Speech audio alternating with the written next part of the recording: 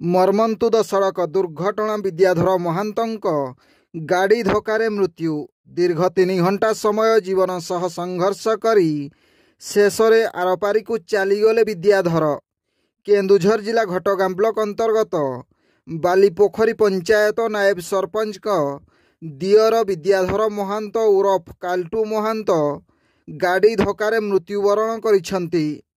से 14 चकिया ट्रक चलाई परिवार प्रतिपोषण करुथिबा बेले घटगां अंतर्गत कंत घाटी रे अन्य एक ट्रक पछरे धक्का देवा फलरे ट्रकटी दुर्घटना हेबा सह ट्रक चालक विद्याधर महांत ट्रक मध्यरे चापी होई रही जाइथिले।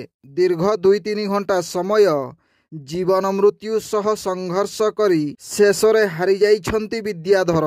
परे ट्रक मध्यरु तांकु उद्धार करी निकटस्थ घटगां मेडिकल को निया जाइथिले मध्य परवर्ती समय रे शव व्यवच्छेद पाई अन्यत्र स्थानांतर करा जाइथिबा जणा पड़िछि। सुमंत महांतंक रिपोर्ट, जनजागरण ओडिया।